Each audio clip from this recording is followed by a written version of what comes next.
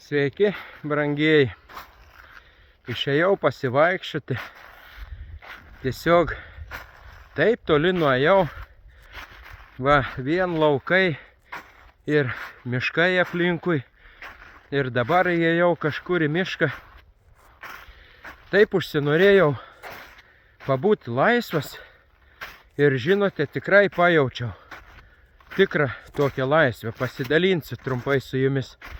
Nematau nei elektros, nuo kurios esu tikrai labai priklausomas ir pririštas. Žinote, kai ji dingsta, nebeišeina namų pašildyti, nes pririšo mane prie tos elektros. Ir jeigu jos nėra, yra sunku, netgi interneto nėra, brangieji. Ir darau vaizdo įrašą, paskui jį įkelsiu, jeigu rasiu kelią namo ir interneto nėra.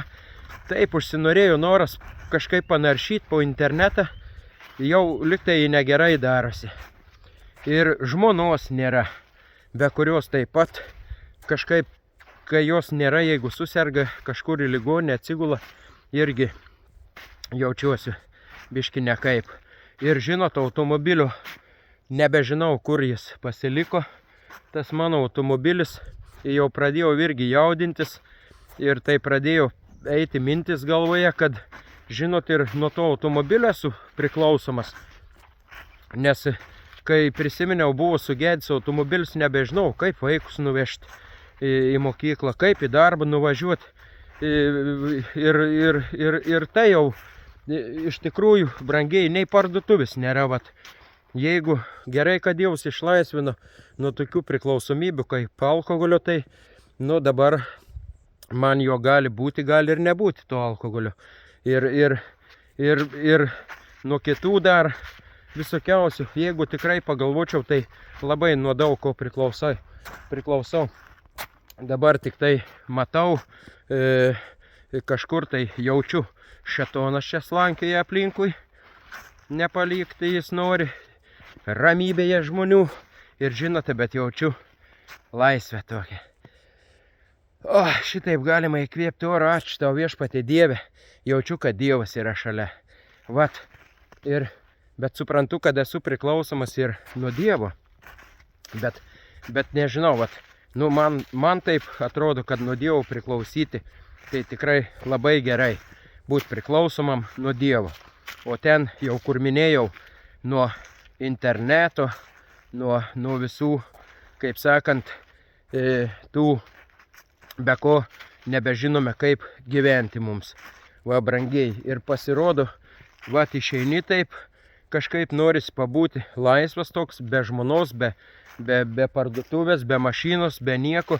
Nuo visko atrodo atsitraukti ir pabūti. Nebūtinai gal miške, aš čia nenorėjau į šitą mišką litai eiti, bet jau kažkaip taip atėjau eidamas po truputį. Tai va, dabar tikiuosi Dievas man padės išeiti ir atrasti kelią. Norėjusi pasakyti pasaulį. Žinote, taip nesinorėtų grįžti į tą pasaulį, taip gera pabūti vienam su Dievu, bet suprantu, kad vis tiek negalėsiu nei įrašų įkelti, jau ir taip kažkaip taip, jau be to interneto negerai, be visko iš tikrųjų, be visko negerai.